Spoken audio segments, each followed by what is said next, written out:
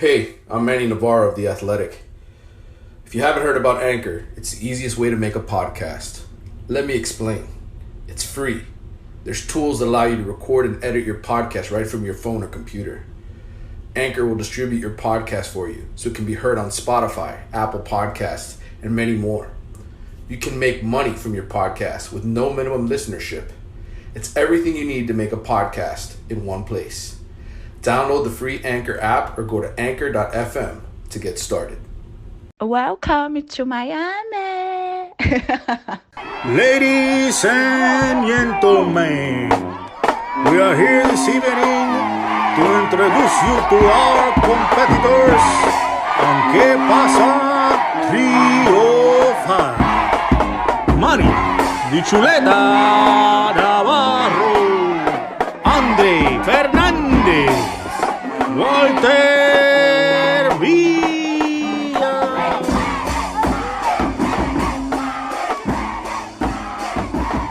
All right, we are back for another edition of Front Page 305, ¿Qué pasa 305, ¿Qué pasa USA 305, whatever the heck we're called. But I don't know about you guys, but anytime I hear an intro like that, I am hyped. I am ready to go. I'm ready to be on a sideline somewhere. What do you guys think? Well, I'll tell you, I've missed being on a sideline. I've missed being able to be around sports teams and to work and report. I've enjoyed my time at home with my kids. But when you got two little girls that every time they see you, when are you going to play with me, Daddy? You're ready to hit the street. You're ready to get in the car and drive somewhere because there's only so many dolls you can play with to entertain a four-year-old girl. Wall V, I know you don't have that problem per se here at home, but I know you have family on your mind too.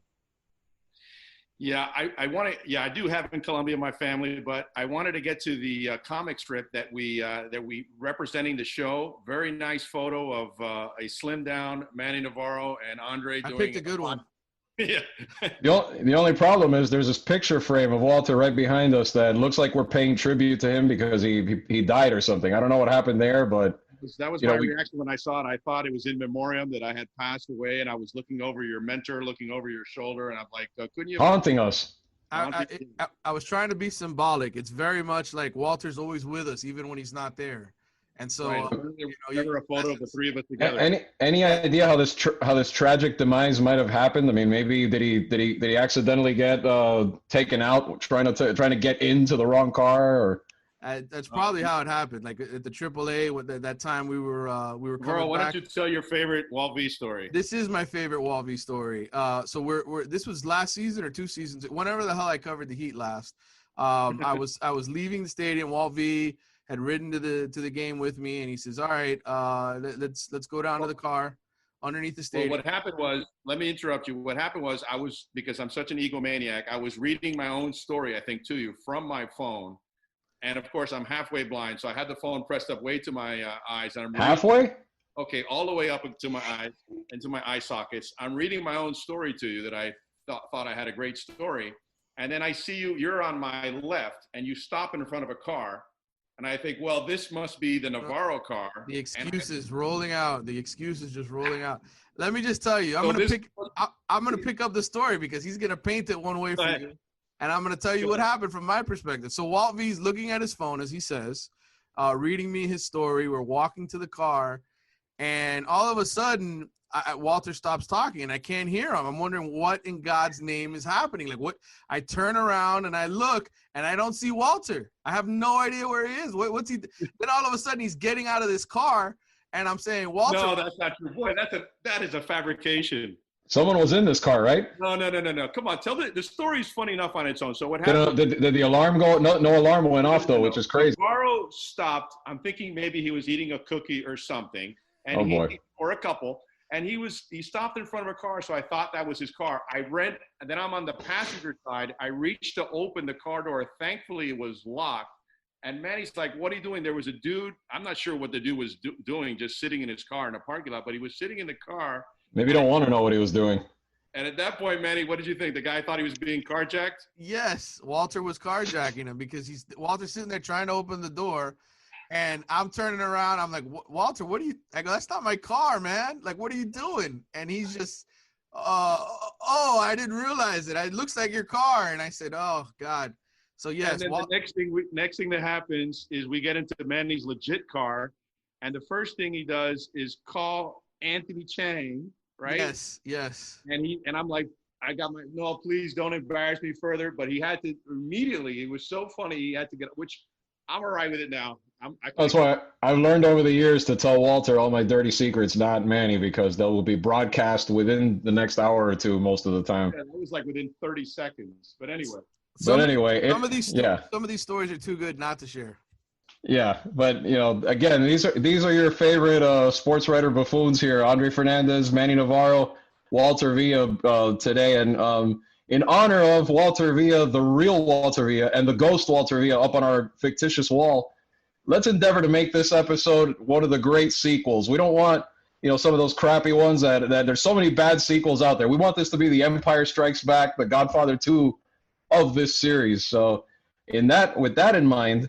Let's get down to brass tacks, gentlemen. Hopefully we'll do more than just 2 shows. Yeah, hopefully it'll last beyond that, but that's why it hinges on this. But let's get to our first topic, and that's talking about our teams, because guess what? We're talking about being on sidelines, that sort of thing. Pretty soon, we're not going to necessarily have anywhere near the same kind of access as we usually would, but sports is coming back. The NBA is very close to executing their plan of, playing in Orlando in the bubble. Baseball's 3 weeks away. Guys are going to start, training, practicing again, in the next few days. And talking about our teams, what do you guys think this is going to look like? Because there's so many little, things that athletes have to be conscious of right now with this COVID pandemic. Can our teams pull this off? And what is the Heat going to look like? What are the Marlins going to look like? Let's talk a little bit about this. Well, it's kind of a loaded question, Andre. I think we need to narrow it down by sport. Let's start with the Heat. We'll start with the Heat. First of all, entirely different situation in the sense where they've only got 8 regular season games left, 7. They're in 4th in the East. They've got the toughest schedule and whatnot among those teams. But they're in a position going into Orlando where I think they're going to have their whole roster, right? I mean, there's nobody who's announced. I think it was reported. Well, only Derek Jones Jr. Tested positive recently. He was the only guy who tested positive recently, so I think they're in a good situation. They don't have any guys, sort of refusing to go play in Orlando. So I think from a personnel perspective, they're in a good spot. And then the Marlins, jumping to baseball, to me, that's the more interesting one, because at least the NBA, they're playing in a bubble. Everybody's together. Baseball, the way it's supposed to be drawn up is you're going to be playing series and then moving on to the next city. That doesn't make much sense to me. I think baseball needed to adopt a more centralized location. Even if you don't have every single baseball team in the same city, I don't know, maybe you invite 4, 6, 8 teams to be in the same city, and that way you can play for a month and everybody's sort of in the same spot. In a bubble type setting. So I don't know. It's going to be interesting to see how it all unfolds. The Marlins obviously are not really contenders. We know that already. They're a team in the rebuilding mode. The one that I said last week was a 20-year rebuild. So I don't know, man. Like, it's good to me that baseball's coming back, but I really feel like they dropped the ball in a lot of ways, man. Like, to me, you look at the sports calendar, in Korea, we've been watching those Korean baseball teams play every night on ESPN. Those broadcasts is the only sort of game in town. I thought baseball had an opportunity to really grab the spotlight and while the NBA and everybody else was off, to be the only sport that everybody's going to be talking about. And instead, greed sort of set in, and those guys started squabbling over money and all kinds of different issues.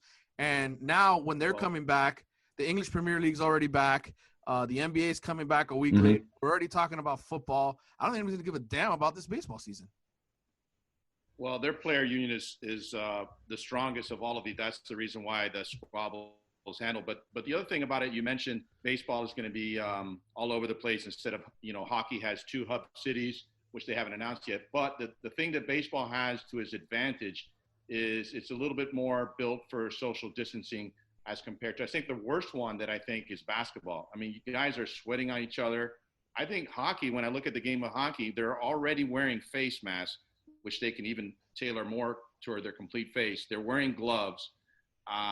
They're getting tested, and maybe they have a chance of finishing the season. I think football is very close contact, but you're wearing a shield. And so basketball is a game I really worry about. there's no way they can wear a shield. They can't wear gloves. They're sweating on top of each other. I think that one. And there was also a very interesting story I was reading when Stephen A. Smith was talking about, I guess the NBA plan is to keep wives out until after the first round. And he was talking about whether NBA players are going to be able to be without having sex, without having their girlfriends, wives, significant others for all that time. Side girls. Yes. Yeah.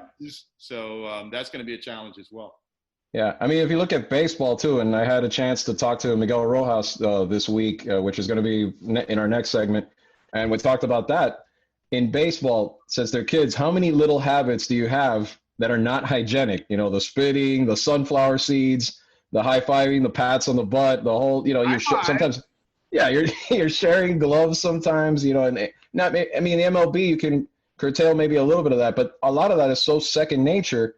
And then you're banning fights, or the MLB doesn't want you brawling out there, but guess what? Somebody's going to get hit by a pitch. You're playing with emotions later in the season when games get more critical, even though it's a 60-game season. Then what happens? Like they're going to have to show some restraint, and even just the little things I was talking about before, like that's so second nature that you have to catch yourselves. I mean, I guess in Korea they've been able to do that, you know, for the most part. I guess I haven't seen every single game. But it's going to be very interesting to see how these players adapt and how they manage to basically pull back and approach this very differently. You stepped right on a landmine there. High five. That's from Borat. High five. High five. I like you. No doubt. The Borat. Always one of our favorite movies. And there was never a sequel to Borat either. No. And some of his other movies did not hit the mark as much as I like you. Right.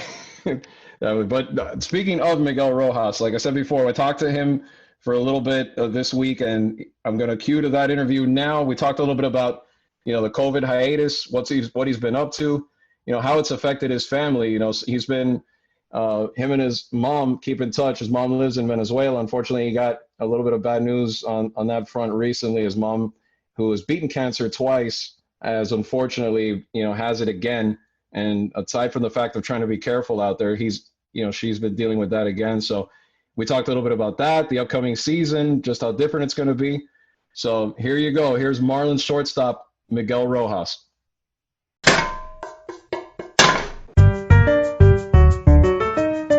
Hello, my friends. Welcome to Raúl's Rant, also known as La Descarga de Raúl, where we cover hot topics, no la tiendecita in the malls, you know, like things that happen in the world. And sometimes we talk about sports. Join me in my rant aquí en la 49. Enjoy.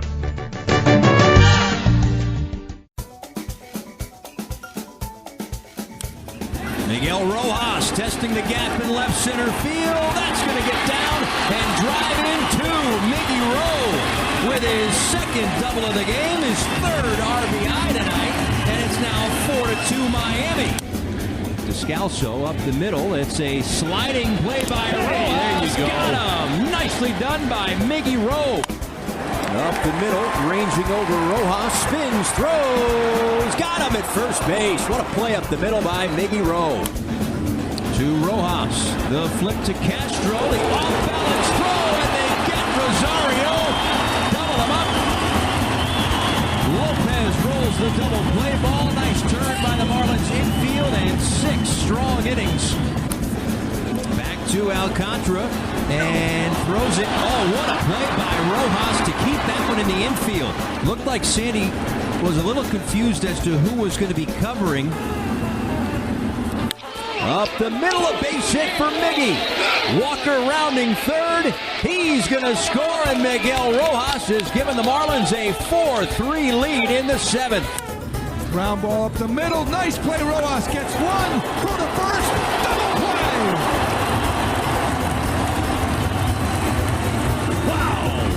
Are you kidding me? How about some great defense? Keep this going all night long. All right, Miggy. So baseball's back finally, man. How have you been? How's life been during quarantine? First off, how's the family? Been able to, you know, have a lot more quality time with your son and everything. How's that been for you? Yeah, it's been different, man. But at the same time, I've been enjoying the being around my son at this time of the of the year. I think the 4 years that he's been in this world, it's been really tough for me to spend time with him as much as I'm doing right now. So I'm enjoying that part, but at the same time, we're missing the game of baseball, and we're missing what we've been doing for our life for all this time that I've been playing baseball. And it's kind of weird, but at the same time, we are never being so excited to get back to the field and play the game of baseball again. Is he the only one that maybe that's not so happy that baseball's back because now he loses? Like his dad, he's been spoiled that his dad's been home all the time and he's been able to do stuff that normally right now he wouldn't be able to get to do. Or yeah, to be honest with you, my son is excited too because he want to watch the games on TV. He's not just missing me; he's missing all the teammates, and all his friends. He's becoming to have a good relationship with guys on the team like Navarro and Ramirez and those guys, and he's excited to see them again on TV. And I mean, that's something that I think is a part of loving this game. And for him, I think Aaron loves this game so much just because he can realize that his dad plays on TV every night, and that's something that is a dream for him. Yeah, how old is he now? He's 4. 4 years old already. Wow, I remember when he had just been born, man, and you would bring him along and like at the family days at the ballpark, and next thing you know, he'll be the one playing baseball. I know, and he's making his first couple steps already. He's before quarantine and before the COVID-19 hit. He was practicing on his 5U team, and he was doing great, man. He really enjoyed being around other kids and playing around. And I think that's one of the things that he needs the most, just being around other kids and then playing with guys, with kids of the same age. You mentioned, obviously, the quarantine and COVID. How has that been in Venezuela? Like, how is your family over there? Your mom especially. You guys are real close. I remember from the time that I got to know her a little bit, writing that story about you and her beating cancer twice. How has she been, and how has that been, to deal with the virus over there, obviously considering things that are going on in Venezuela? Yeah, well, I get the opportunity to be completely open with you, Andrew, because you know the story, you know my family, you know my mom. So this COVID-19 is being extra hard for us in our family because my mom, she's battling with cancer again. So she's doing this for the 3rd time, and it's been extra challenging for us just being away from each other. And with the high risk of getting contagious in Venezuela of coronavirus, and I feel like this is something that we've been trying to stay like really connected, the whole family, trying to take the time to be with her, and especially at this moment that she's kind of away from everybody because she needs to take care of herself. Yeah. But at the same time, man, I've been missing my mom so much, but sending her all the good vibes that I can send her, and taking care of her the way that I can from a long distance. So I really can't wait for the time that I can see her again, and I know she's gonna come on top again. So I have no doubt of that. Sorry to hear that, man, about her condition now, but I know she's a strong person, and hopefully it's just a matter of time that she can beat this again, like you said. Yeah, I mean that's something that I always look forward to see how my mom can really come on top of things, and you get the opportunity to talk to her and to see how upbeat of a woman she is, and I feel like that's something that it keeps driving me to be a better person and to like overcome situations. And I feel in life there's nothing that you can't really overcome, and this is a tough situation that we're living in. This is a pandemic, but at the same time I have all the confidence that better days are coming and we're gonna beat this. Well, tell me about that, because I know, like you said, your thoughts are with your mom, and obviously you're trying to stay safe and your family and everything. But now we're a few days away from getting back to it. But how have you prepared or started to prepare for a strange baseball season, because things are going to be so different now with not only with everybody being careful, but a shorter season where you're ramping it up in July instead of April, where you're normally used to. Like what's that whole process been like for you, both mentally and physically, where you were ready to go in March and then this happened, then you had to kind of shut it down a little bit, and now it's like you have to ramp it up again in 3 weeks to get ready for really a season that's going to be a sprint with 60 games only. Yeah. I mean, to be honest with you, what I've been doing is trying to keep myself in baseball as much as I can. So with this being said, I feel like when we stopped in spring training, that didn't mean that Miguel Rojas stopped or anybody from the Marlins organization stopped. Like I feel like we've been in touch with everything that is been happening, and as a team, we created a bond really, really strong because we've been together throughout this process. Mm-hmm. And I'm pretty sure everybody in the team is been doing kind of the same. Just stay in that baseball mindset that we will have to be in that mindset if we will be playing baseball right now. So for me, it's that's what I did as soon as we got the pause button on spring training. I feel like I kept doing the same thing that I will be doing in a regular season. I was like kind of working out the same time that I will work out during the season. So I will do like my weights around 1:30 p.m.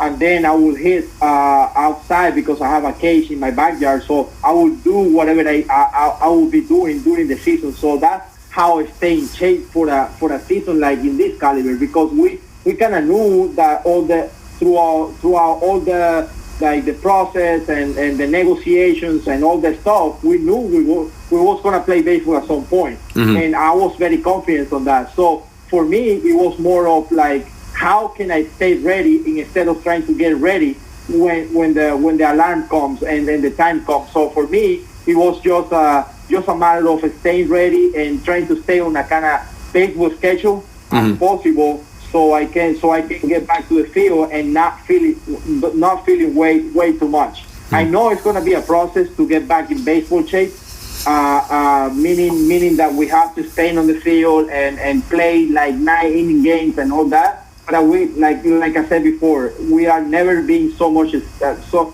excited to get back to the field and play baseball again. What's the hardest part of the adjustment? You know, like you said, you're staying, but a lot of guys sometimes might not have, you know, let's say a batting cage, or maybe like I know from covering the NBA, not everybody had a basket at where they lived, and it was a little more challenging to keep up the routine and kind of stay in that physical shape. But what do you think is maybe the hardest challenge for a baseball player from your perspective now to be able to make that quickly? It's definitely going to have to be the part where you get back to baseball shape.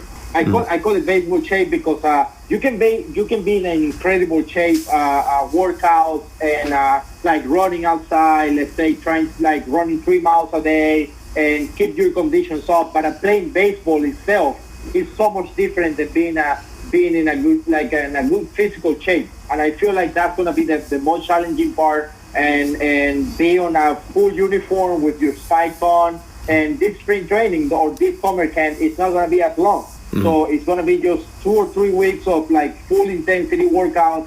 We're just gonna try to get as many as fast as possible, because that's going to be the challenging part for us, the hitters. Seeing live pitching again and seeing velocity again. So we, like I said, I've been hitting in my backyard in my cage for all this time, but there's people who didn't have the facilities to do it. So for me, that's going to be the challenging part, going back to baseball shape and get your eyes adjust to velocity again, at least on the position player side. Yeah. Let me ask you, not just from the baseball shape, but you know, as being a baseball player, obviously for many years, you know how it is. Like there's a lot of little things that are second nature, like, you know, and not just like people like to talk about how like baseball players spit all the time when they're on the dugout, but like there's little things that, you know, like the high-fiving, you know, little pats on the butt, that sort of thing, like the little things that you take that they're just, you know, you don't even think about them. How different is that going to be when you're being told, you know, be careful, you know, everybody wants to obviously be careful, more hygienic, and maybe like how hard is that to kind of control things that are, you know, those little baseball habits? I'm just wondering, as a, you know, from a player's perspective, like kind of catching yourself to not, you know, to be more safe when it comes to those little things. Yeah, to be honest with you, I feel like it's not going to be as a big of a deal, because we've been out for so long with this pandemic and trying to be careful around everybody.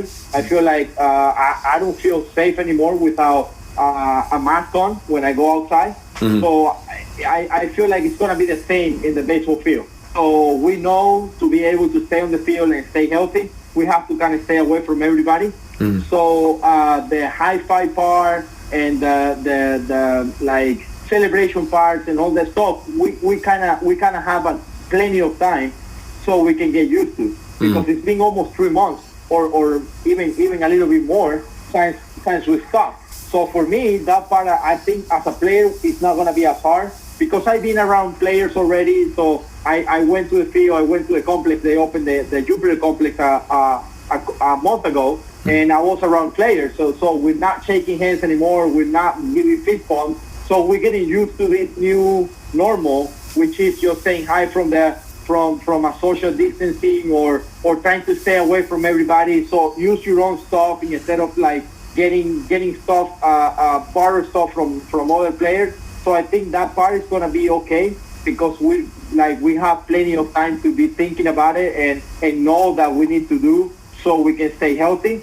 The part that it kind of worries me is the one that you can't really speed or eating the guys who chew tobacco or do sunflower seeds.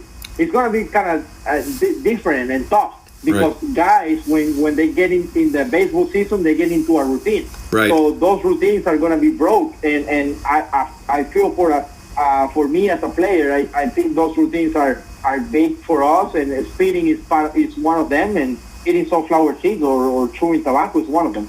Right, and like peanuts or anything like that. Those are like little things about the game that have been around forever. I mean, even in the clubhouse, just the clubhouse lifestyle, like not being, you know how it is, like guys are right next to you, and you spend half the day there even more than on the field. Right. No, and one of the things that I've been talking to the trainers a lot and a lot of the players is that we're so wired of getting to the ballpark like really early. You know how sometimes we can get there around noon or 1 o'clock for a 7 p.m. game. Yeah. So that's going to have to change. And that's going to be an adjustment that we have to make as a player, that we can't really spend so much time in the clubhouse. And after the game, for people who don't know, in baseball, the game is over doesn't mean that you're going home right away. Sometimes you stay around in the clubhouse, in your locker, you watch video, you talk to the players, talk to your teammates, talk to the coaches about what happened that night. And this is something that we can really do anymore, because we have to kind of like get the game over with, and then trying to get as soon as possible out of there and come home. So that's something that I am really excited to see how it's gonna work. But at the same time, like, we have to be responsible and we have to look up for each other. Miggy, what about if someone gets hit with a ball? You know how it is in baseball. Emotions run high, and now they're saying they're banning any kind of fighting, any kind of brawling. Obviously, for obvious reasons, they don't want people to make contact with each other. But you know how it is, especially later in the season when games get meaningful. I mean, what do you think that's going to be like just for guys? Because you want to play the game with emotion, you want to play and compete, and sometimes, you know how it is, sometimes things happen. Yeah, and I feel like part of your point right now is that the fans, they want that excitement, Yeah. They want that, we always going to play the game clean, and we're always going to try to give the fans and all the spectators a good show.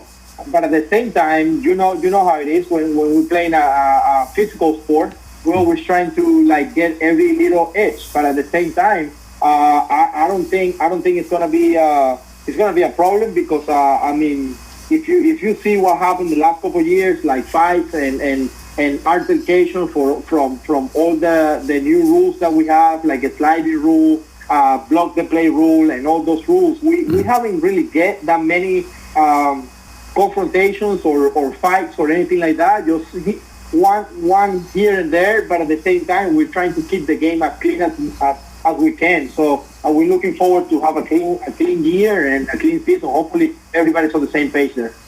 Maybe you've seen now, in baseball, the baseball's been going on in Korea. The NBA is about to start. Also, the Premier League soccer started without fans already. Did baseball miss out on a chance to, come back early and kind of, be the one sport now in the summer? I know that the situation was kind of tense back and forth, overall, but, did they kind of miss out on an opportunity to really promote the game, in this moment where they could have been, the first sport back, for a while? Not really, man. I feel like every part of the negotiation and the opportunity that we have to make the season worth something, I feel like we enjoy every little part of that negotiation and that process that it went through, because it's not easy to put a baseball season together in the middle of the pandemic. So we have to understand that it was like a really, really hard time and trying to figure everything out. It wasn't just the financial part. You have to think about all the safety and health protocol that we have to go through. And I think that was the most important part, because players wanted to be back on the field and want to play the game of baseball as soon as possible and play as many games as possible. But at the same time, we have to understand that there were a lot of factors in these negotiations, that it wasn't just the money side. It was more of what we need to do to be safe and be on the field as soon as possible. And I feel like, it took the time it took a long time to get there, but it was a lot of factors and a lot of things that we need to make sure that they were okay to make to play a baseball season, so we can be safe and ready to go. I know I've talked to you about this in the past a little bit, and you being a player that, you're a starter now and a consistent starter the past couple of years, but when you came up through the league, you had a utility role you were very important to your team in the sense of, being able to come in late in games and that sort of thing. What do you think about now the DH coming to the National League? I know you had mentioned that to me before, that you think it might affect players like that kind of make their living as those utility guys. But, now that it's here and, at least for this season, how do you think that's going to affect things having a DH now in the National League? Yeah, it definitely will affect a guy like me coming into the league as a defensive replacement.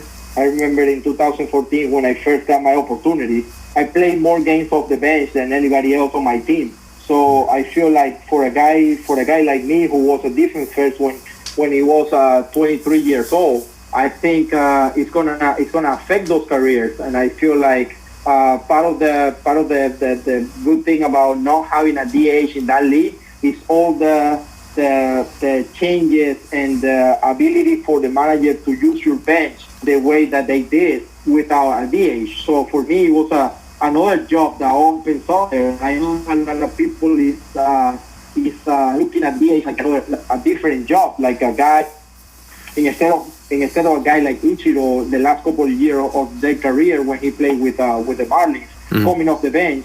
It's a guy like a big power bat that can help the team win games. But at the same time, I'm thinking about the players that they probably going to get an opportunity being a utility guy or a guy who can play a lot of positions, and he's a defense first guy. So that guy who's a defense first, who could have learned how to hit and learn from the league and keep growing as a hitter, it's going to be really tough for them to make it to the big league and having a real shot to play in the big league. So for me, it opens up like everybody say 15 jobs, but at the same time, it's taking away an opportunity for a guy like myself that he gets to a league as a defensive replacement or utility guy, and at some point I was the backup player.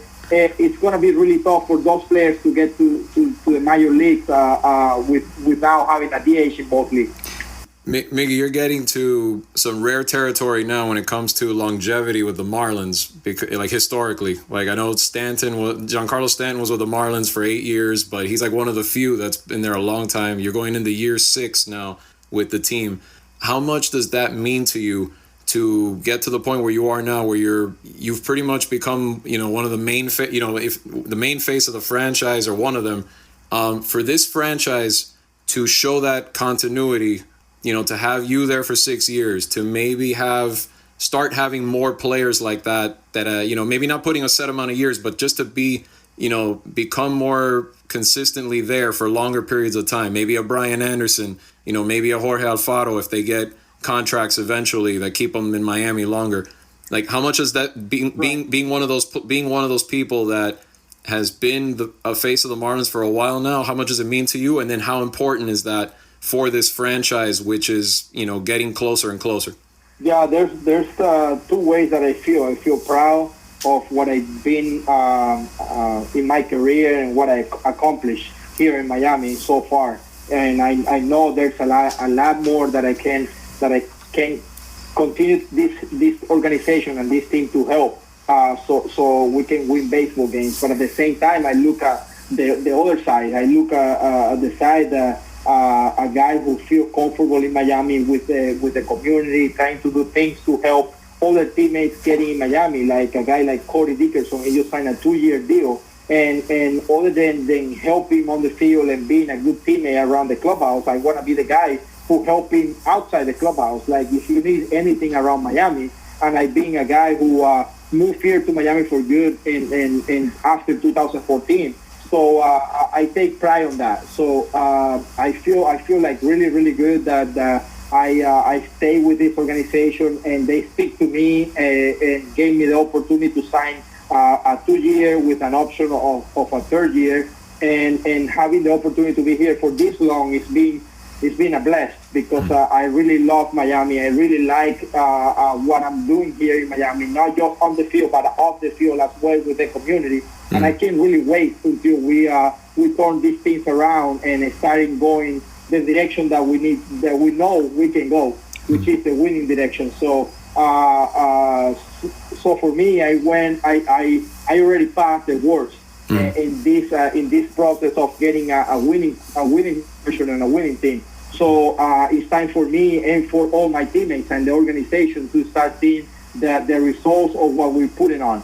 So for me, it would be really nice to see the game after all the tough years that we have.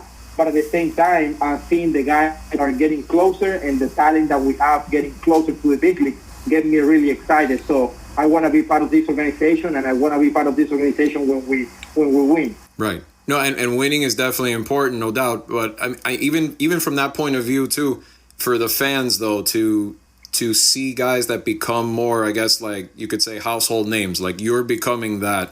A guy like that's why I mentioned like a Brian Anderson before. Now that he's been here, 3, this is going to be year 4, I think.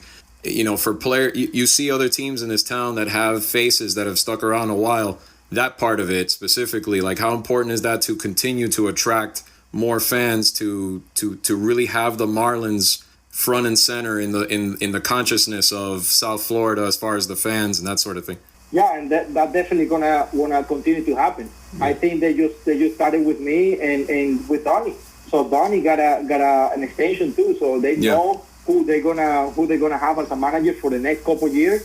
So and they know they're gonna have a player like me on the roster for a couple more years. And then on top of that, we got a guy like Andy. We got a guy like Alfaro. We got a lot of young guys coming into the league like Alcantara, Pablo Lopez, Yamamoto, and all these guys. I'm pretty sure that they continue to do whatever they need to do on the field to keep them there. They're gonna be here for a long time because I believe in that talent and I believe in the talent that they're getting. But at the same time, you gotta understand that, and people in Miami have to understand that we are going to a process which is finding what the players are who really want to buy all in and be part of this organization for a long time.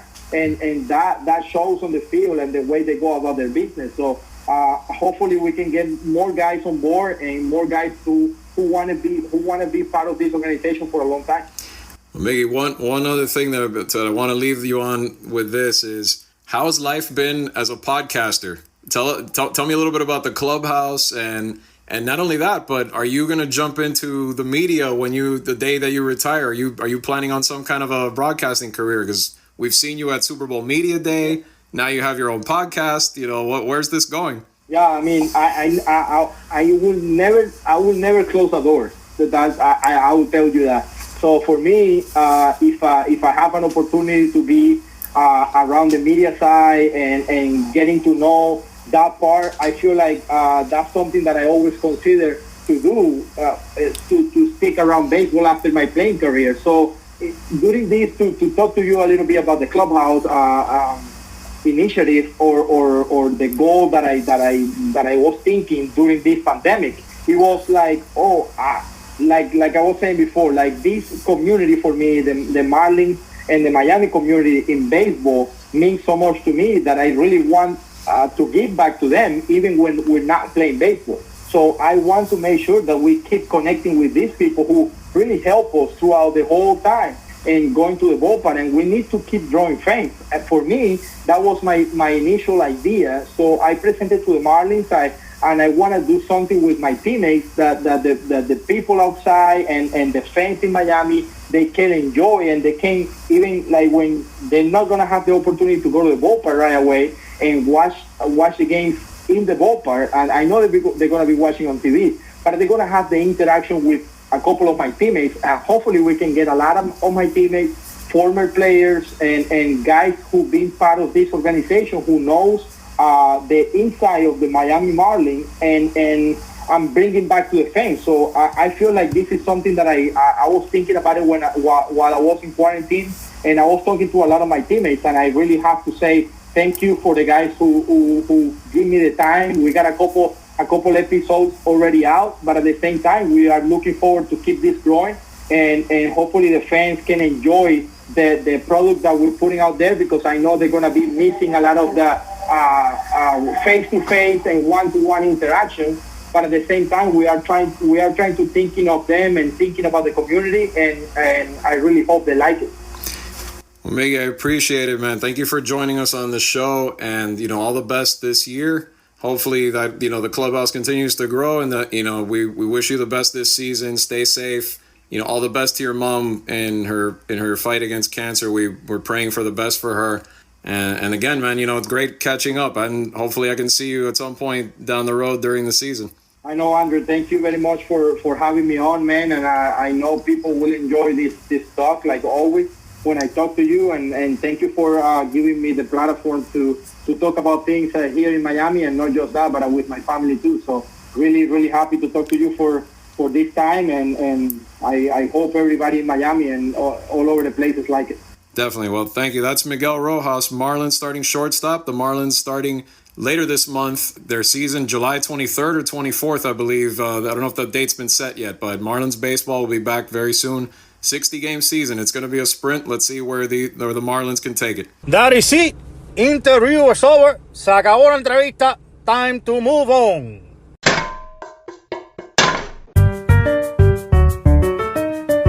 Today on Raúl's Rant, aka La Descarga de Raúl, we're going to talk about the most important topic today, which is the COVID-19. Really, it should not be called COVID-19. It should be called Comí-19. Comí 19 veces, because that's all I do is comer 19 veces a day. I'm eating 19 times a day. I have gained 25 pounds, and I look like Jabba the Hutt. I cannot take this anymore. We need a vaccine. We need something. Okay, I am extraordinarily paranoid. I go out in the street with my máscara on, and I put Bibaburub on the inside of the máscara. I put an azabache on the outside of the máscara. Every time I come home, I do sana culito de rana, and I take a bath in honey and lemon when I get home. The other day, I happened to cough in front of my wife, and she put me outside in a portal to sleep in the ping pong poom. Okay, I can't even go inside my house. I have to socially distance from my wife. Okay.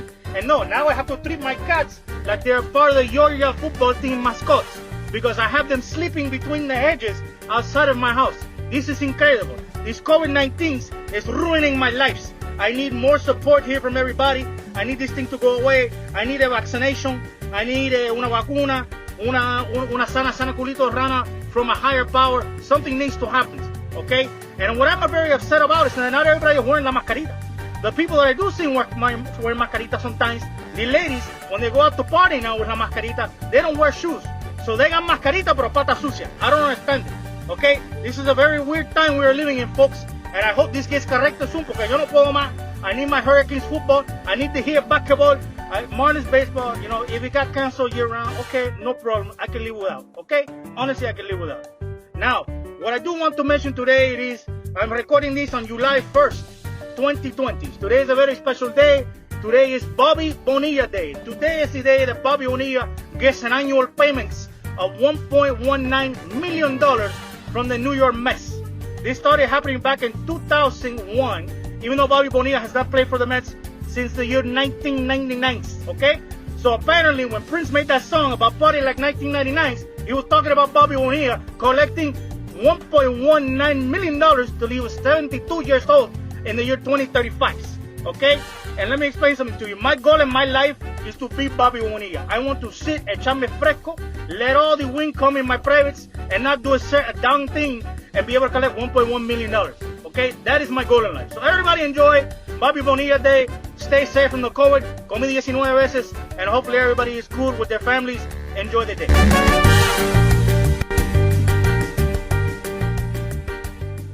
He's about 30, man. And we're back. That was Miguel Rojas. We want to thank him for joining us on the show this week. And now, guys, we're going to go into our segment that we like to call Dropping Knowledge, where we break off into 3 topics for debate regarding our local teams. We already mentioned the Heat earlier, and we want to talk a little bit about their chances in these very odd revamped NBA playoffs where they're going to be cocooned in Orlando, playing 8 games. We know they have the toughest 8-game schedule to end the regular season. You know, they're seeded 4th right now, but that could change very easily with these last few games, although Bovada actually says that the over-under on their win total for those 8 games is 4.5. I think that's pretty good. If they win 4 or 5 against the gauntlet they're going to face, you know, especially coming back after they've been down for so long, waiting to play again, that would be pretty good if they get 4 or 5 wins, I think. I forgot who's on their roster. It's been so long. Is D-Wade still playing? No, your favorite Heat player of all time has retired, long since retired, my friend. Oh, okay. And I have to be reintroduced to the lineup. Is it a pipe dream to think that this Heat team can contend for a championship this year? If they can't, when do we envision the Heat truly having a chance to make one more run under Pat Riley? You said the word cocoon earlier, and I can't get Don Amici, Wilfred Brimley, and Steve Guttenberg out of my head. I love this movie theme we're on. Because I kind of feel like they need Dwayne Wade to get in a cocoon and then come back. It's the only way that they're rejuvenated. Right. It's the only way they're really going to contend for a championship. No, like one of the old guys that comes back and suddenly he's like, 30, 40 years old again, even though a minute ago they were 80. Right. That's really what they need to do here. And maybe bring Pat Riley out of the box to do the same thing. He comes out of a cocoon. I don't know. New York Knicks Pat Riley, yeah. Bring back Shaquille. I have Shaquille O'Neal. I think, Andre, it's funny you bring up the subject. Can Miami really contend? I think about one of the last stories that I kind of helped you on for The Athletic, which was the one you did on Jimmy Butler. Can he really carry a team? I think that's the number one question. Does Miami have a true number one NBA championship winning caliber player on their team, a guy who's going to lead them to a championship? And, the whole concept of that story was, how do 30-year-olds do? In the playoffs, because Jimmy's 30 already. How do they? Well, when they're expected to be the primary scorer, which is very rare. I mean, you're talking Michael Jordan, LeBron. That caliber player has to be that type historically. All right, 30, man. And Jimmy's not that kind of guy. I think they can put a team on his back and lead them to a championship. He's not a top 5, top 10 player in the league. I think he's good. He's an all-star. But Miami doesn't have that guy. And Bam Adebayo, he's not that guy either. He's a great defensive player. He's a really good rebounder. He can score for you. He's getting better. He's kind of like a poor man's Giannis in the sense of the things he can do. But I just don't think they have the roster. And so it's going to take a superstar. They're going to have to make a trade. Pat Riley, he's been doing this for a really long time. And I feel like he's basically tried to assemble a team of young, talented players, which is what he has now with Derrick Jones Jr. and all the guys that you mentioned earlier, to put together some pieces to trade, kind of what he did for Shaq back in the day, right? He traded a bunch of little pieces to get a big piece. And I think that's what they're going to have to do this coming off season. And I think it's going to be important really for the Heat, whether or not they advance in the playoffs, to not get swept, to not look bad. Because if you're going to make a trade and really make a push to upgrade your roster nowadays, you have to have the kind of team that attracts those kind of superstar players and wants them to commit long term. And so the Heat's in a really interesting spot. I think they're going to do well in these playoffs. I think they might win a first round series. I don't think they're going to go beyond that. But the more important thing for Pat Riley is to figure out who that piece is to put them over the top, because they don't have it yet in my eyes. I think one thing that's going to happen with this hiatus of 3 be almost 4 months, I guess, by the time we get back in the court. I think it's going to level the playing field because under ordinary, or the playing court in this case, in the ordinary circumstances, yeah, I think that the Heat is short a little bit in the talent department compared to some of the teams like Milwaukee and the Lakers. But you just have no idea who's going to get sick. You have no idea who's going to come in shape, who's going to take this seriously, who's not. You see the Nets already have lost. I was going to call them New Jersey. The Brooklyn Nets have lost a lot of guys already. Not that they were ever a contender, but I'm just saying if one of the front runner teams gets hit, it could be COVID, it could be regular injuries. I think because of the circumstances this year, I think it levels the playing field in my view. Yeah, and the thing is too, I mean, it's going to be interesting to see if they can take advantage of that. Like I said before, they're facing a really tough slate that they were supposed to face anyway during the home stretch of the season.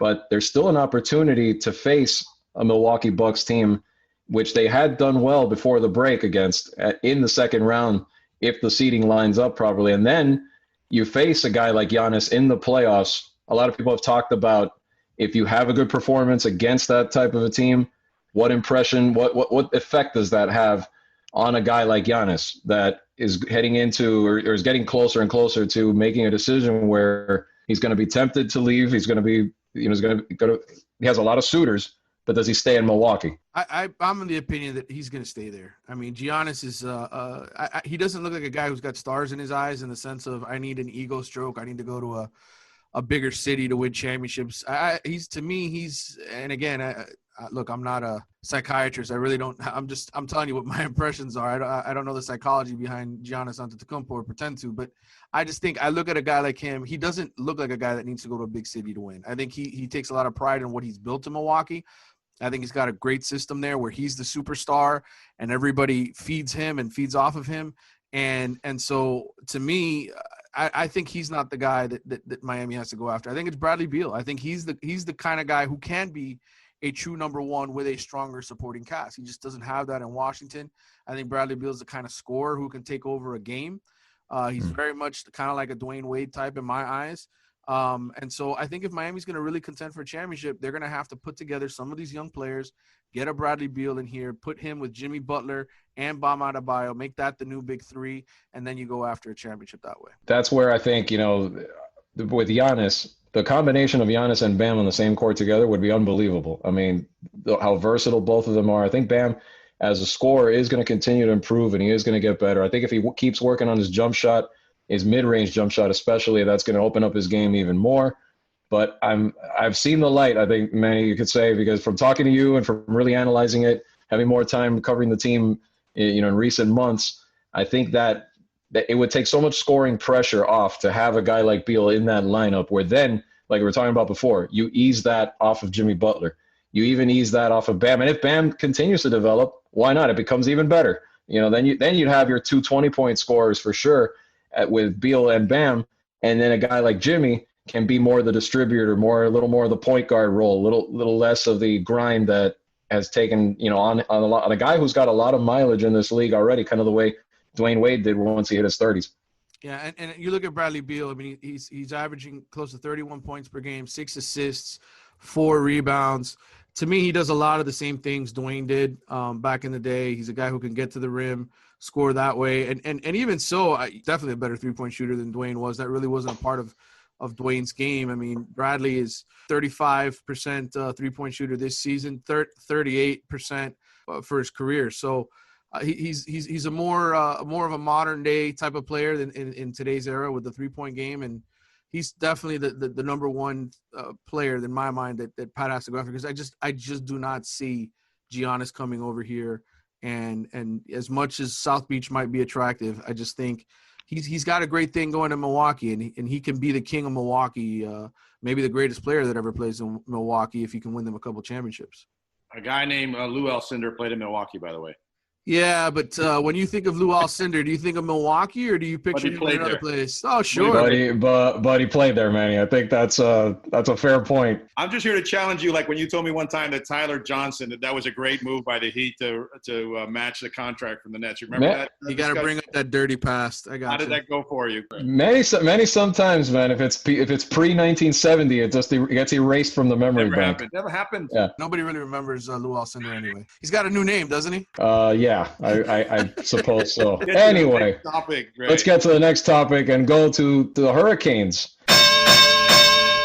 D'Eriq King. Manny, I haven't been this excited about a Hurricanes quarterback since Ken Dorsey, and I know you haven't either. And let's talk a little bit about that. He's only going to have 1 year at Miami, and he's got a lot of high expectations. There's Heisman talk already. Can he restore quarterback you in that short amount of time, and can he take his place amongst the Ken Dorseys, the Steve Walshes, the Vinny Testaverdes, and so on and so on? The answer is yes. Yeah, I don't know that it's that hard of a question to answer. I definitely think so. I mean, look, I think the tradition really at Miami, it wasn't just the winning, but the fact that so many of those guys were going to the NFL and becoming starters in the NFL. Between Jim Kelly, Vinny Testaverde, Bernie Kosar, that really is when I think of quarterback it's those guys. Dorsey was great. Didn't really have much of an NFL career. He's more known for his coaching now and being Cam Newton's coach in Carolina back then. So to me, it's can you get to the era where you're producing NFL quarterbacks once again? D'Eriq King isn't, to me, look, how many 5'9", 5'10"? I mean, Kyler Murray, I guess, is the one exception to the rule now. But I still think that, for the most part, they want guys that are a little bit bigger. And watching D'Eriq this spring, I mean, I think honestly, I think he's a little bit shorter than Tate Martell. And Tate Martell's 5'10". So I don't know how that's going to translate to the NFL. I don't know that D'Eriq can be the next Kyler Murray. Maybe he can. My point is, if Miami's going to be quarterback again, it's got to start recruiting guys that get drafted and start competing in the NFL and being visible in the NFL. I think that's what quarterback was all about. That said, it's been a long time since he even had really a decent quarterback, a guy who could win them games. And D'Eriq King can certainly do that. And the one element that we're going to see here at Miami this year is a guy who can run. I think that element is something that we have not seen at Miami. Malik Rozier, if you took my quiz at theathletic.com, you would know this because I put a 20-question quiz out there. But Malik Rozier is the all-time leading rusher among quarterbacks at the University of Miami. I think he's got like 800 yards, 900 yards, something around there.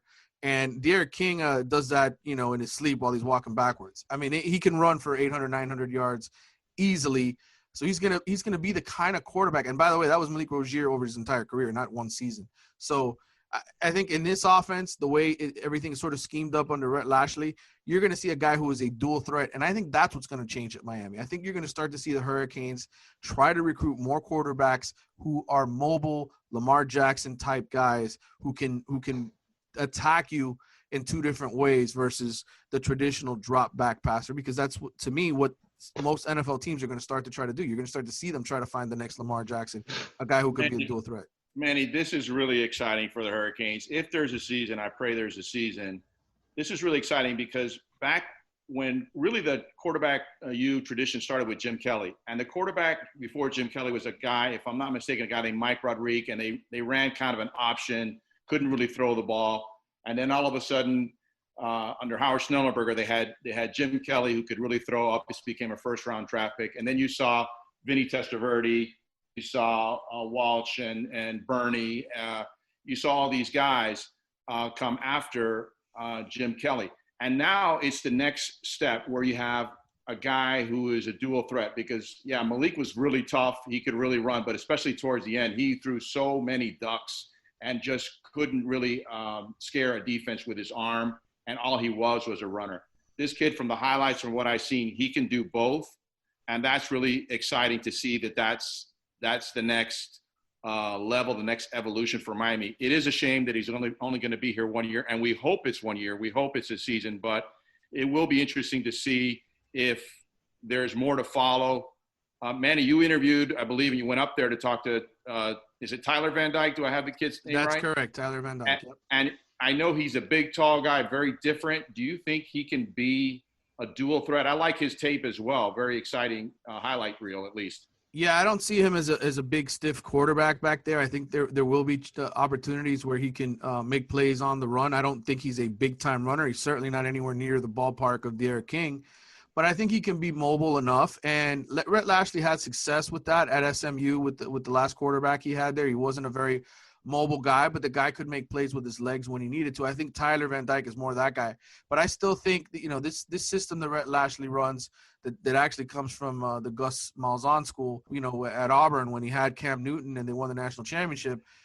It's having that kind of a player, a Cam Newton-esque type talent, a guy who can make plays and run for touchdowns, use them around the goal line, run that read option. That's more of the modern day football option type of football. I know they call it the spread, but to me, it's the option. It's basically a quarterback spreading the field and then running the option without pitching it like the wishbone. It's just the same concept. You're spreading the ball around, spreading the defense as thin as possible so you can hit on the big play. And so, I think that's the kind of quarterback Miami wants. They're after a couple of guys in this 2021 recruiting class that kind of represent that. At least one of them anyway, the kid who's committed to Texas, Jalen Milroe. He's very much like a Derek King, except he's 6'1.5", 192. He's a bigger kid. Jake Garcia is more of a pro-style quarterback. But, they've been linked to a lot of different guys in the 2022 class. I think if Rhett Lashley and this team has a great season running this offense, you're going to see a lot more quarterbacks that look like Derek King and play like Derek King who want to come to the University of Miami. And that's a drastic change. That's something they haven't had here. And also we talked last week, Andre, about the offensive line, the Hurricanes offensive line, what this kid, Derek King, can do for the O-line. If they miss a block, he may turn it into 20 yards, where ordinarily under Jaron Williams, that was a sure sack. He's going to slow down the rush, I believe, because people are they're not going to want to go in there full rush because he's going to take advantage of that and have a positive game. So he really stands to be able to help that offensive line, which has struggled so much. I mean, I think that's what you see around the elite teams in college football. You see, you saw it with Tua, you saw it with, with Jalen Hurts, you've seen it, with Justin Fields, Ohio State, guys that can make plays, with their mobility, when the play breaks down. You need to have that, especially this day and age in college football where defenses can be so aggressive, chasing, going after the pass. And it's long since needed at Miami to have this type of a player. And I like the comparison you made about how this is similar to the early 80s when you needed an evolution of their offense, and look where that led. It's very exciting to see what they could turn into in the next 2-3 years if they can continue to add depth and add all the pieces around them. It's going to be exciting. By the way, he is I think he's fourth in the odds to win the Heisman Trophy. The only guys who have better odds than him to win the Heisman Trophy, Derek King, this coming year are the quarterbacks at Oklahoma, Ohio State, and Clemson, Trevor Lawrence, Spencer Rattler, and Justin Fields. Those are the three guys four usually get invited to New York, right? Four usually get invited to New York. So if Miami, look, it's funny, on my other podcast, the Wide Right podcast, we kind of brought up this whole subject of how good can the Hurricanes be, yada, yada. It's funny that Sports Betting Dime also has Manny Diaz second in the odds as the first coach to get fired. So it's kind of an all or nothing scenario. High risk, high reward hurricane season coming up. Pretty much. It's all or nothing. Another team that we're very curious to see if they're going to get better is the Miami Dolphins, who had a pretty big offseason, both with the drafting both Tua Tagovailoa and a lot of free agency signings. You look at their defense, they brought in Kyle Van Noy to help their linebacking core, Byron Jones on the secondary. They brought in a rushing team that last year was pretty bad. They allowed 30.9 points per game last year. I mean, this defense, we saw how bad they were early in the season. But even on offense, they were the worst rushing team in the entire NFL. Well, they added Matt Breida and Jordan Howard, who, while they're not elite running backs, gives you a presence up back there, a much better backfield than last season. But I think really, the question is, can the Dolphins make the playoffs this season? Or is that unrealistic right now? Is this still a work in progress? And can that O-line mature to get them to that point? The Dolphins just lost a couple of games a couple of days ago. I don't know if you guys heard this. They lost 2 games. That's when Cam Newton signed with the New England Patriots. If he is healthy, if he's Cam Newton, that was the biggest seismic change in the division this week. I mean, really the whole offseason, we were thinking all along the Patriots were going to go with what's the guy's name? Stidham? And Jarrett Stidham. Yeah. Does that count as 3 Jets losses though? 3 or 2? Well, just an extra one just for kicks, just because. No, but the Patriots people were thinking, well, this is Buffalo's division, and then the Cam Newton signing is huge. So let's see what kind of shape he's in. As far as the Dolphins, I mean, I love Tua as a player. I just don't know. I don't think anybody knows at this juncture. Manny, you can give me your thoughts, but like, at what point are they going to go to him? They have Fitzmagic there, who's obviously not the future. He's a lot of fun to watch. He wins games, loses games, but how healthy is Tua? When are they going to go to him? That's going to be a real feel thing for my guy Flores. I won't try saying his first name this week since I butchered it last week. Brian? Good old Ron. Yeah, and so I call him Ron Flores, I think. Anyway, hey, when you get older, you forget names. That's what happens. But it's going to be real interesting to see when they go to Tua. I'm assuming they start with Fitzmagic early, and so that puts them behind the other young quarterbacks in the division with Buffalo, New York. But I saw the highlight of Tua throwing the ball and moving around pre-draft. Looked impressive, but he hasn't taken a hit yet since that surgery. Pro Football Focus gives Miami a 36.7% chance to make the playoffs for the first time since 2016. That's actually a little better. Comes with the facts. I'm just talking off the top of my head, and Navarro always has everything figured out. I was just going to say, this is where you insert the so you're saying we've got a chance. Yeah. Yeah, I mean, look, I think realistically, and Walter, you brought up a couple of different subjects with Tua and when do you go to him. I think you can't go from the 32nd, the last place defense in the NFL to all of a sudden making the playoffs the next year. You really have to solidify a lot of areas. And then I think with Tua and the offensive line, first of all, Tua's health, we really need to see, where he is back from that hip injury. That's never something easy to overcome. And I don't care what any doctors tell you, and what Tua says. You got to get hit. You got to show that you can get hit and get back up and prove that you can move the same way. I got to see what he can do. Before I start, saying Tua is going to lead them to the playoffs this year. I think Miami's going to be patient. I don't think they're trying to win this year. I think it's from being in on those teleconferences that we had with the Dolphins during the draft and some of the messages that were sort of being discussed. This is year 2 of a rebuild project. And I think that's the one thing you have to give Brian Flores and the Dolphins front office credit for. They kind of have a plan and they're trying to stick to it. And a big focus wasn't just getting the quarterback this year. It was drafting offensive linemen. That's another huge area where they've been terrible. And so to me, it is a complete and total overhaul of what they're doing. And I think it's way too premature to think that they're really going to be a playoff contender. That said, I think they could win 7 games, as many as 7 games this season. I think the other thing too is, remember, they're really teams haven't been able to do the typical offseason because of COVID and everything. So a lot of that preparation too would have helped. A guy like Tua to get even more ready, go more acclimated to the system and that sort of thing too. So that, it conceivably could delay a little bit, when they feel most comfortable to put him in there, and let him have, give the keys to him and drive the car himself, the rest of the way. Where do you guys think they would end if they do win? Where can they finish? Do they finish dead last in the division? They were actually bringing stats. Manny, not the only one that did a little bit of his homework here. They were actually a little bit better and I don't know if this is why Adam Gase was ranked 32nd overall in that fictitious poll that you came up with the other day, but they were ahead of the Jets in a lot of offensive categories last year. The Jets ranked toward the bottom, if not at the bottom, in yards per play, passing yards and TDs. They were better than the Jets. Try to be better than the Jets. Dream a little bit higher than that.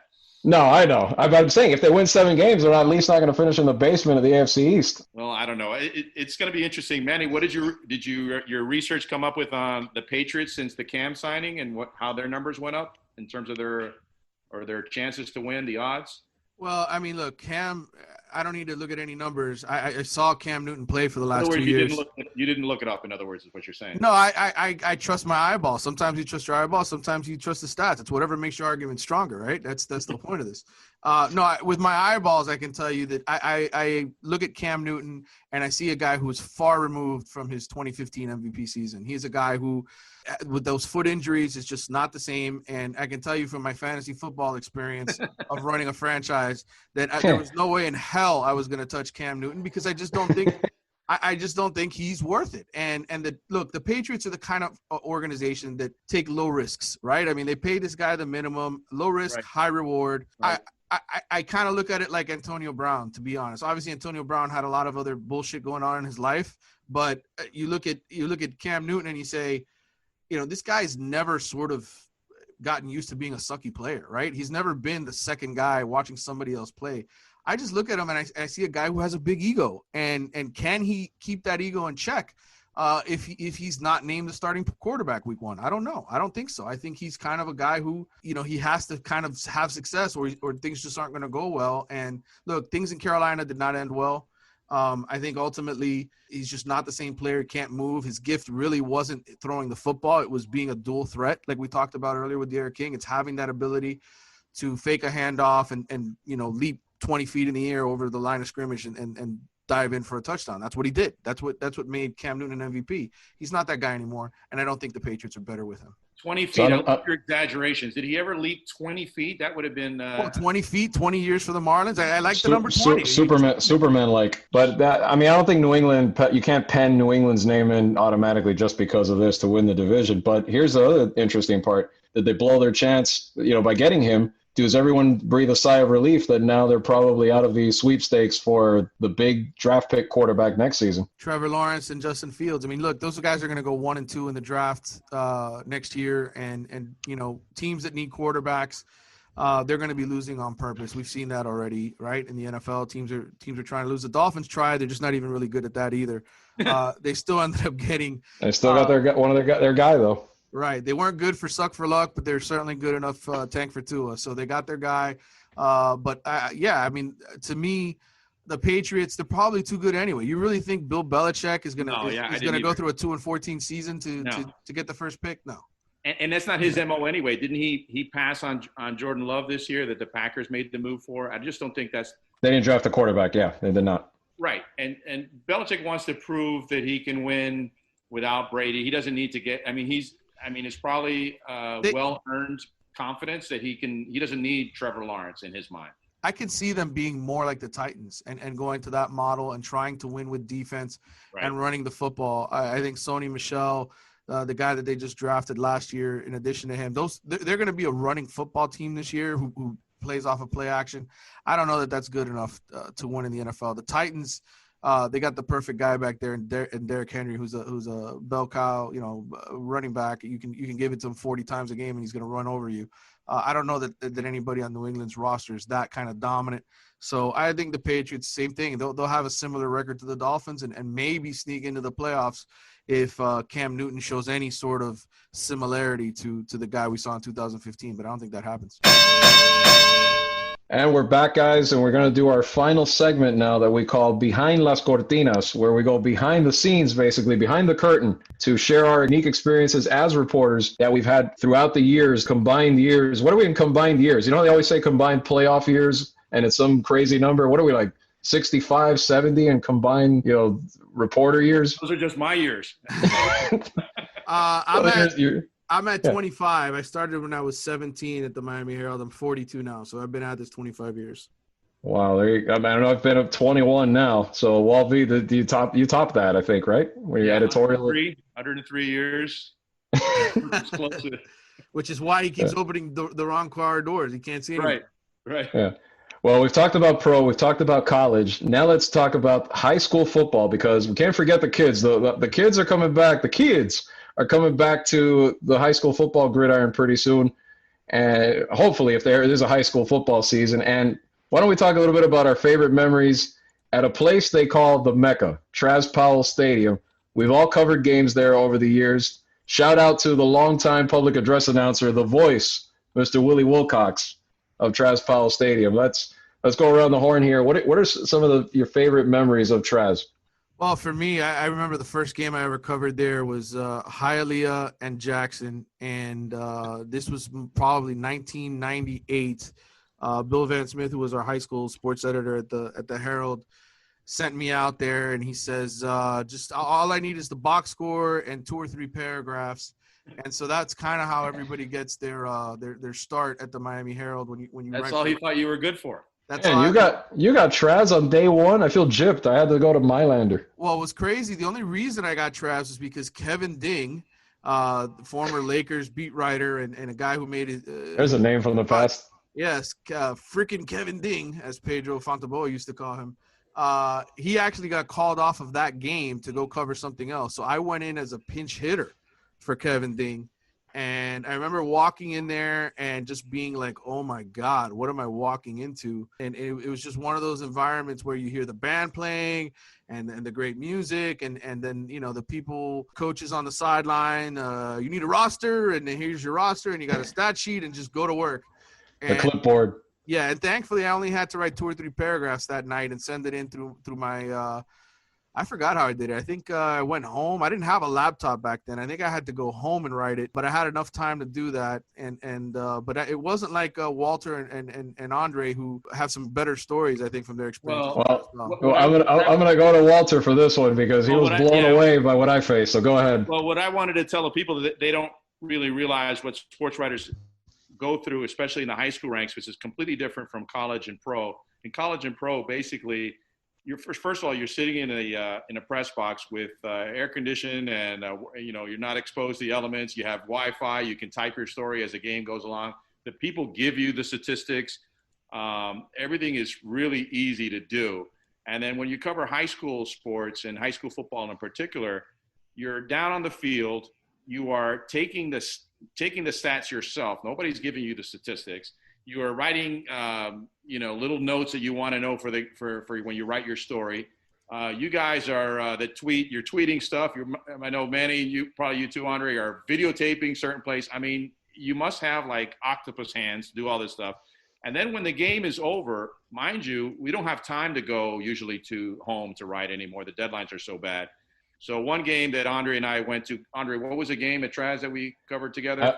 It was South Dade. It was a regional playoff game. I think it was a regional final between South Dade and either South Dade and Northwestern or South Dade and Central. But I know it was a playoff game. Go ahead. To the field house. We went to the field house, which was behind, anybody that's been to Traz knows, right behind the end zone there, where the referees meet at halftime and they kick you out because they tell you they need to discuss, whatever it is referees discuss at halftime. And then at the end of the game, though, you have to be good friends with the guy who runs the place to tell him, hey, can I have this room for about half an hour?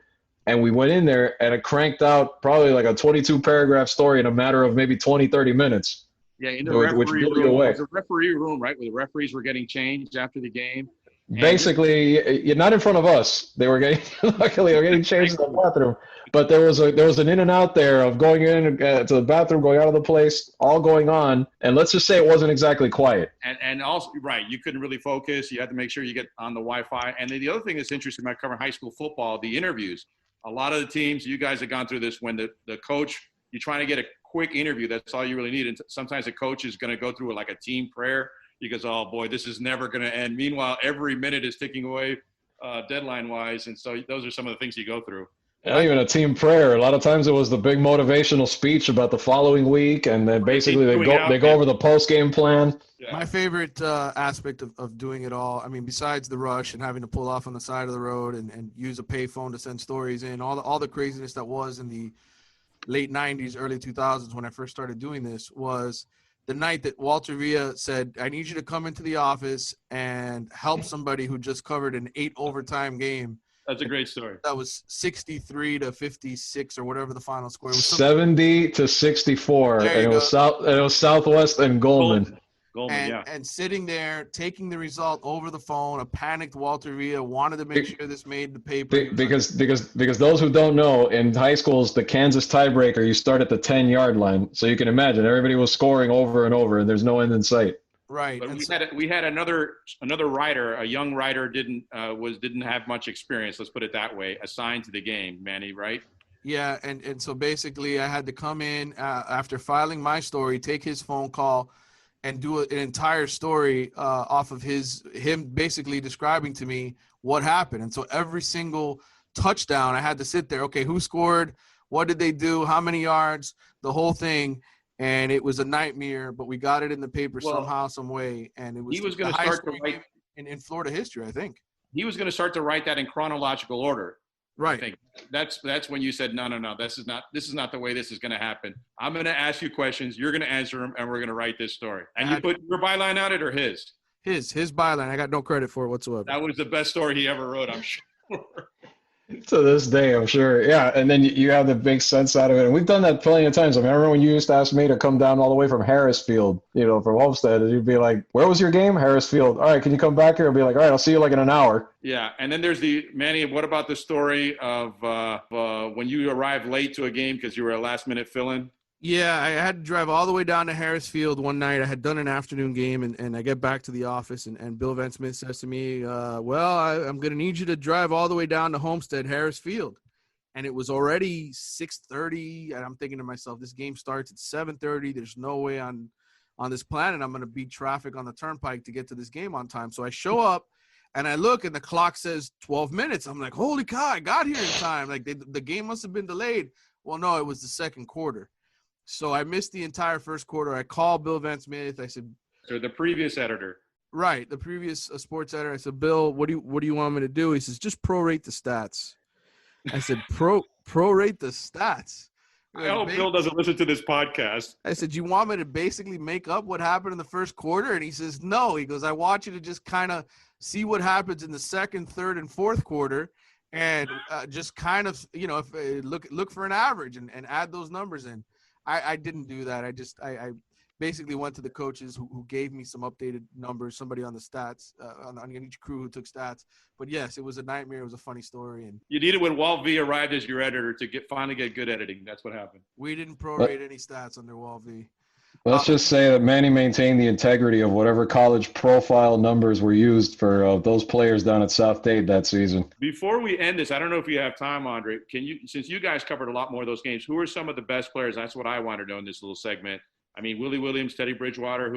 Can you give me like a top five, maybe? I mean, I still defend. I think Dalvin Cook to me is still probably the most explosive, not just running back, but player that I saw, that I covered, because I mean, I know he had the combo when he was there with Joe Yearby, but he was just so versatile.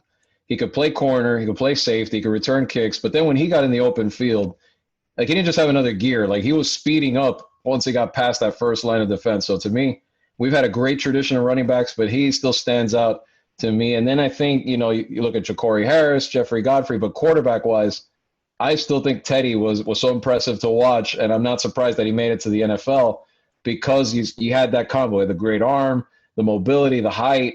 It was just the perfect combination you don't normally see with quarterbacks down here in this county that helped him go to the next level. And I'm hoping Teddy Bridgewater. Yeah, and I really hope he gets a good opportunity to get his career going again at Carolina this year. I'm glad that he's got that opportunity, but hopefully he makes the best of it. And defensively, to me, one of the most still, I call it almost a tragic story because of how talented he was and him not being able to carry it past just a short amount of time at UM is our boy, Willie Williams. I've never seen him be that much of a monster. And then for it not to translate because, the things the trouble he got into and that sort of thing, it's just a damn shame. Well, I was going to say Lou Alcindor is probably the greatest player. Wait, that name Willie Williams, that's what really catapulted you to notoriety, let's say. When I was your assigning editor, we came up with the idea, let's do a diary, and you said, I've got the perfect guy, and it was Willie Williams. And I did go see some of his, or at least a couple of his games, off the edge. What a beast. And you and Willie had quite a good rapport, I would say. Well, the thing about Willie was, if you got to know him and appreciate his comedy and what it was that he was trying to do, be a funny guy, be sort of the center of entertainment, then you could get along with him well. And I think I kind of embraced that side of him. A lot of people wanted to coach him up and criticize him and rip him for his previous history. Which I didn't know was that extensive, by the way, until he got in trouble at the University of Florida. But, robbing Senor Stereo and some of the other things I learned after the fact. But Willie was just one of those characters that he spoke his mind. Like, Larry Coker pulled up in an Escalade. Right. I mean, those diaries were a blast to do with him. They were great.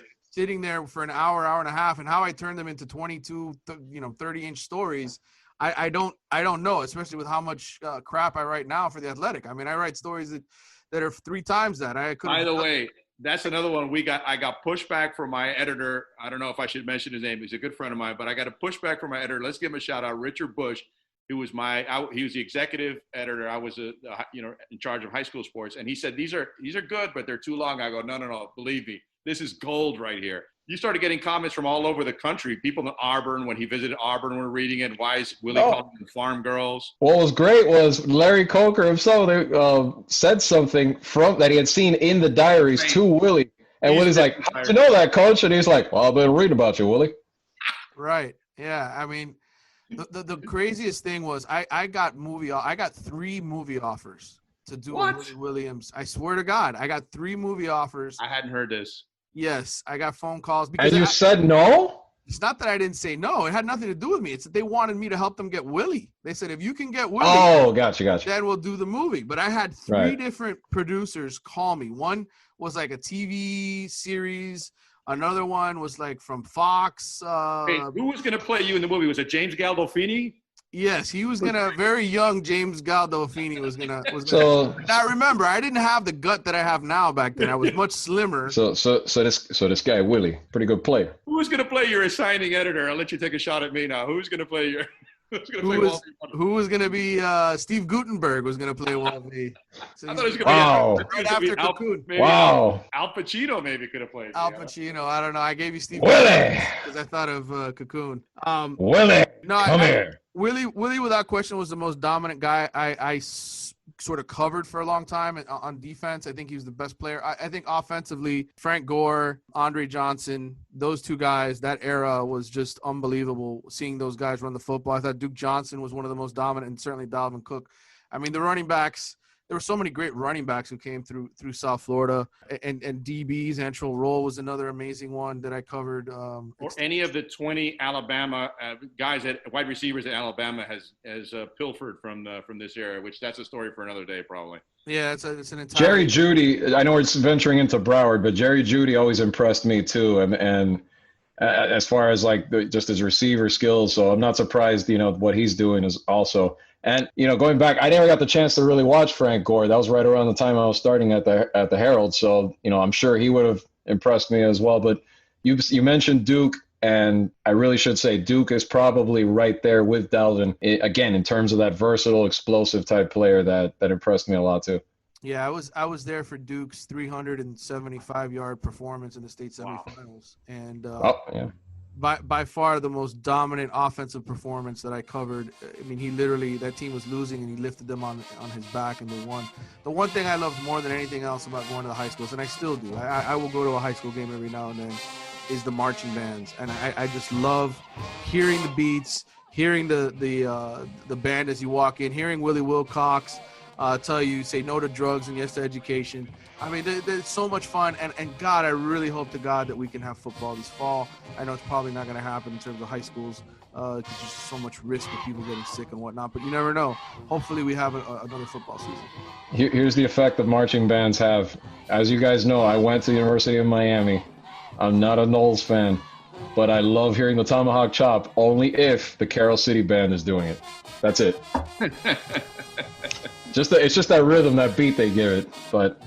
Anyway, guys, we appreciate you listening once again to the Front Page 305 podcast. This was our 2nd episode, but catch us. We're going to try to give you these on a weekly basis and continue to bring you some, guests from the sports world, not just from pro, college, high school. We got some good interviews lined up in the coming weeks. So for Walter Villa, for Manny Navarro, I'm Andre Fernandez, and we'll catch you next time.